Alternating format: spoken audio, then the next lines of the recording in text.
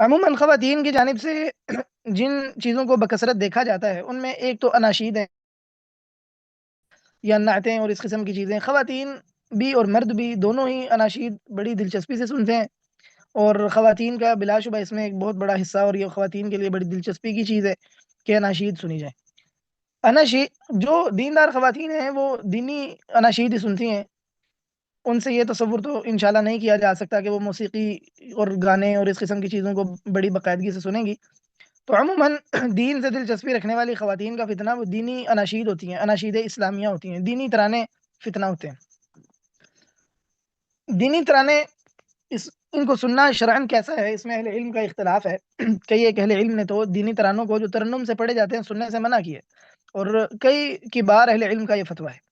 بعض اہل علم اس کے جواز کے بھی قائل ہیں. ذاتی طور پہ میری رائے یہ ہے کہ اناشید سننا جائز ہے، بشرطے کہ یہ انسان کی طبع پر طبیعت پر غالب نہ ہو، اور یہ انسان کے لیے قرآن سننے سے روکنے کا انسان کو قرآن سننے سے روکنے کا سبب نہ ہو، اور اس میں ایسے ایفیکٹس یا ایسی چیزیں نہ داخل کر دی جائیں جو موسیقی یا موسیقی سے مشابہت رکھتی ہیں.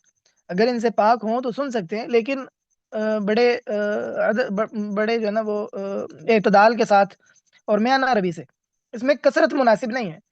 اللہ سبحانہ و تعالی نے قرآن کریم میں شعراء کے متعلق فرمایا کہ الشعراء یتبعهم الغاوون الم تر انهم فی کل واد یہیمون. اللہ تعالیٰ نے شعراء کی مذمت کی پہلے، پھر اس کے بعد اللہ تعالیٰ نے ایمان والے اور اللہ تعالیٰ کا بکثرت ذکر کرنے والے شعراء کو مستثنا قرار دیا ہے. تو حدیث میں یہ بات آئی ہے کہ آدمی کا جو ہے نا پیٹ جوف وہ قے سے بھر جائے، اس سے بہتر ہے کہ وہ شعر سے بھر جائے. تو شعر میں کثرت اختیار کرنا اور اسے بہت زیادہ سننا اور اس میں دلچسپی رکھنا یہ کوئی شرعن پسندیدہ چیز نہیں ہے. خاص طور پر جب اناشید ایسی ہوں جو بہت ساری جن میں بہت ساری غیر شرعی چیزیں ہوں اور قباحتیں ہوں، تب تو یقیناً ان اناشید کو سننا بڑا ہی غیر مناسب ہو جاتا ہے. اگر وہ اناشید جو قباحتوں سے پاک ہیں ان کو سننے کے متعلق یہ معاملہ ہے کہ ان کو زیادہ سننا اور ان کی کثرت یہ اچھی نہیں ہے، تو اندازہ کریں کہ وہ اناشید جو بہت ساری قباحتوں پر مشتمل ہیں ان کو سننا کیسے اچھا ہو سکتا ہے. امام شافعی رحمہ اللہ بغداد سے آئے تو کہنے لگے کہ بغداد میں زندیقوں نے ایک چیز ایجاد کر لی ہے جس کا نام تغبیر ہے. تو کہنے لگے کہ یہ لوگ اس کے ذریعے سے، تغبیر کے ذریعے سے لوگوں کو اللہ تعالیٰ کے ذکر سے روکتے ہیں. تو تغبیر انہیں اسی قسم کی چیزوں کا نام ہے، اسی طرح جو ہے نا نظمیں گانے کا یا گیت گانے کا جو موسیقی کے بغیر ہوں، اسی قسم کی چیزوں کو پڑھنے اور گانے کا نام ہے. امام شافعی رحمہ اللہ فرماتے ہیں اس کو زندیقوں نے ایجاد کیا ہے. آپ دیکھیں کہ ایک خاتون یا کسی گھر میں ترانے چلتے ہیں صبح و شام دوپہر یا اس قسم کی چیزیں، لیکن وہ آدھا گھنٹہ بھی قرآن پاک کی تلاوت لگا کے نہیں سنتے، لیکن اناشید صبح و شام سنے جا رہے ہیں. اور جیسا کہ میں نے کہا ہے کہ اب تو صورتحال یہ ہے کہ یہ اناشید، بہت ساری اناشید جنہیں اناشید اسلامیہ کہا جاتا ہے، یہ نعوذ باللہ ایسے بول پر مشتمل ہیں جو زنا کی دعوت دینے والے ہیں، اور نعوذ باللہ اس قسم کے ان میں ایفیکٹس داخل کر دیے جاتے ہیں کہ وہ موسیقی یا موسیقی سے بھی بڑھ کر ہیں. ان کو سننا تو ویسے ہی شرعاً درست نہیں ہے. ان چیزوں سے اگر پاک ہیں، جہادی ہیں یا تربیتی ہیں ان کو سن سکتے ہیں پھر، لیکن ان کو کثرت سے نہیں سننا چاہیے. ان کی عادت کم ہونی چاہیے. مرد بھی اس فتنے کا شکار ہیں، خواتین بھی اس فتنے کا شکار ہیں، اور یہ انتہائی افسوسناک ہے کہ انسان ترانے ترانے ترانے سنتا رہے، تلاوت کی اس کو کوئی پرواہ نہیں ہے. عربی ترانے ہوں یا اردو ہوں یا کسی اور زبان کے ہوں، اس میں اعتدال از حد ضروری ہے کہ اس کو قرآن کریم کی سماعت پر فوقیت نہ دی جائے، اللہ تعالیٰ کے کلام پر فوقیت نہ دی جائے. ٹھیک ہے انسان کبھی سن لے، لیکن ایسا نہیں کہ انسان اس کو ایسی عادت بنا لے کہ ہر وقت اناشید ہیں، ہر وقت اناشید ہیں، ہر وقت اناشید ہیں.